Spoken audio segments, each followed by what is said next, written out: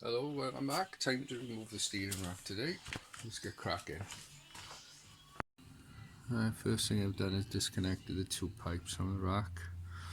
Let the fluid drain out. The pinch bolt here out and by the pedals. Okay, so next I'm going to drop the subframe bolts. That one. This is two either side there. Two, where's it gone? Two over there. And then up here there's one either side.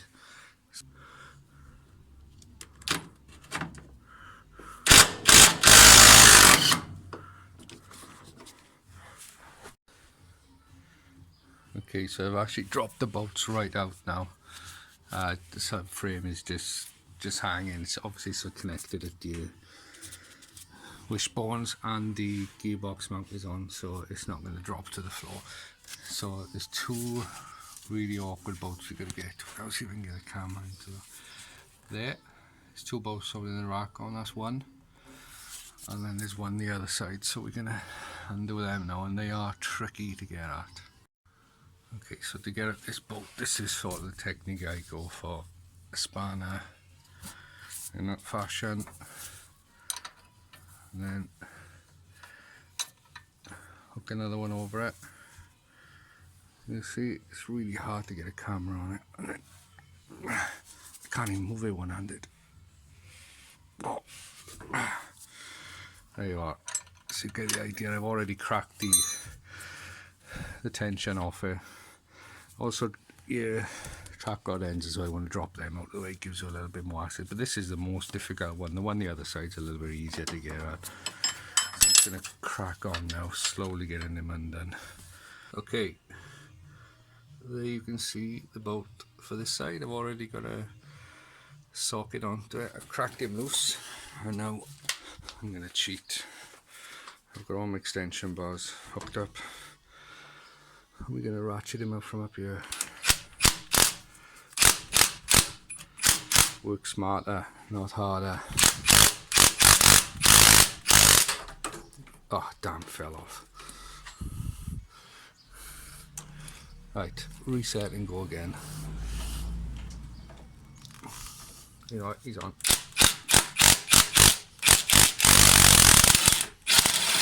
Yeah.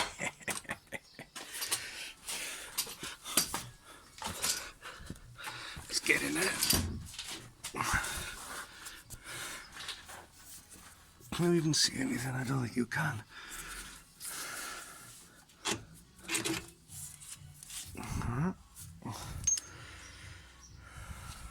He's out. Right, so the two bolts are out at the moment. I don't think I can get the rack out without removing the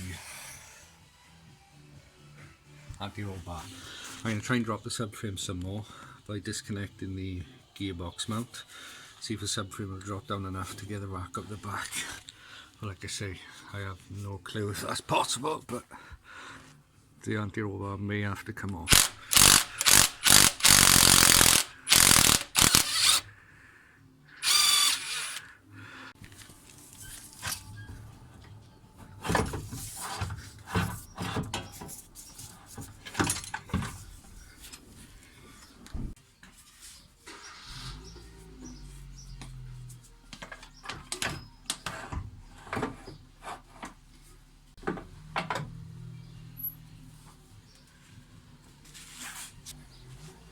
Right, so it did come out without removing the anti-roll bar. So there it is. Okay, so what I'm doing now, I got it in the vise and I'm just stripping off the rod ends and the arms. They're actually not that old. These are what I put on probably about 6 months ago, maybe a tad more, just because I was trying to cure the knocking issue and I thought it was these. But so even though they're quite rusty, they're not very old at all. Right, so here's a rack stripped down. Now, I'm looking at it, playing anything. I can't help but tinker. I start opening it up to see what's going on. And I've opened up in here. If I show you down in there, if I lift up and down on the shaft, I need to keep my hands still. Well, can you hear the knocking? If I do this, that's the knocking that I was getting in the rack. Now what comes out of there is this little part, and I think the culprit is that was worn. So that drops in to sit obviously over there and keeps pressure on, keeps everything tight. Then you've got a retaining spring and this nut cap. Now I just took this apart, put it back together and tightened that up some more, and I lost all of the play. Now if only I had known about that, in case of tightening that down, may have just solved my problems. But I'm in a dilemma now. Do I take that risk of going through all this work to put it back on and it still have a problem and then it has to come off again? I don't think I can deal with that. I've got a new one on order, and mistakes have bit me on the backside in the past trying to repair things myself, namely the power steering pipe. But at the moment I feel like that could be a fix and I just don't know what to do about it. So I'm in a dilemma now. Do I go for it or do I get a new one? Because everything's fine, there's absolutely zero play in the turning. I've messed with that, and slightest movement of this moves the shaft. There's no side to side play. It's like I say, it was just wobble on this shaft. Like, can you see that wobble now? Is that showing up? Well, that's the kind of wobble I was having. Because obviously that is slack. Tighten that up and that is solid. So what do? I'm just going to have a moment think about it and see what's going to be the best decision for me, I think. Right, okay. Welcome back. Today's a new day. Let's see about the shade. Looking a lot cleaner. Hi ladies. Right. Okay, I want to tell you about something. A beautiful thing happened last night. If you look back on the previous video when I said about my steering rack was playing up, someone commented saying they had a steering rack that was Bravo 2-0. His name's Rob, by the way. So brilliantly, he only lives 30 minutes away from me, so headed down last night, picked up this rack, and extremely grateful to you, Rob. Thank you very much. So I'm now going to show you what I picked up. Let's go and have a look out on the car. Right, so here's the rack I picked up. Only thing is, it's marked up as a 1.6. Now if you look around the internet, everybody will tell you STRS uses a quicker rack than any of the other Focus, which I believe myself. But if I was to show you these two from the outside, everything's identical. There's a product code there. They're exactly the same, and the rotations are the same. They are 2 3/4 turns each, lock to lock, so they're identical. The range of motion is identical. The rod arms identical. Everything is identical. So after having a discussion on the Focus Club, it looks like the only possible difference is an inside valve that someone said either speeds up the fluid flow, or possibly, I think, it may restrict the flow to give the steering a heavier feel. So I don't want to just put that straight on and then it doesn't feel the same, so I got to investigate and find out what the difference is. So I might open mine up, start taking things apart and see if we can find a difference. Right, so this is where we're at now. I've got myself some partly stripped down racks. I've got the, I think these are called the yoke. I'm not 100% sure, but this is the one out the ST. This is out the 1.6, and everything's identical. The holes are identical, same place. I thought perhaps there would be a difference in there to perhaps change the flow of the rack. There's a, see this here, get the focus. It's a bit of a special 4 dot thingy-jiggy to get out, and I just haven't got the tool to get out. I've tried some dodgy methods and I just can't get it out.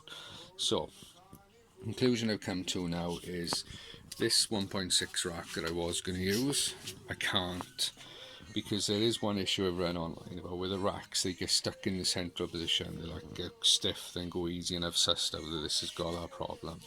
It's like, if you look here now, I'm going to push, it's really firm, and then and then it just bang, it goes. So it's just got that resistance in the center position there. I can feel it's notchy. So I'm not going to be using the 1.61. I'll reposition everything by ear, and I'll show you exactly how I'm going to remedy and fix my old rack. Okay, so this is now my original rack I'm putting back together, greasing the threads. We'll put plenty of grease down there later, so. Okay, so remember the bits I showed you earlier? I found out after that is actually the yoke adjustment. So we've got knock and play, so that's what I was getting, and what I didn't realise is the whole fix for this could have been done by just tightening this up from the very start, so I needn't have taken it off the car.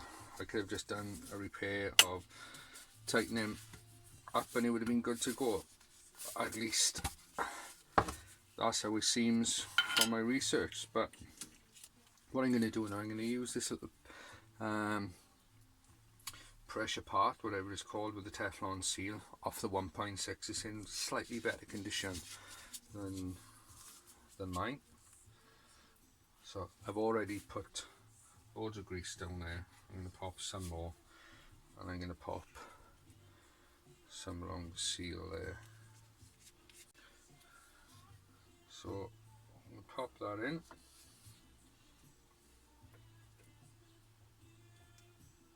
And as I push that down, what I'm going to do, I'm going to move the rack. So rather than the grease now squirting back up through the centre hole, I'll try and push this down on it and get it to move the grease to work this way along the shaft of the rack.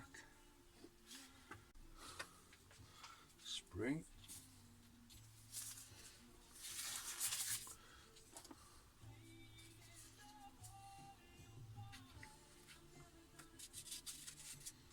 So I say, I think while this was on the car, I could have just tightened this a fraction, added a bit more tension to it, and the car would have been fixed.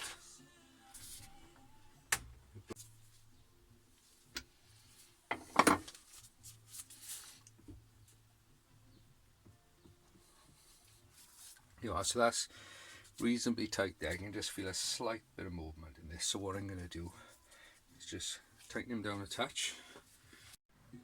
Right, so I'm back at the start. Rack is back together.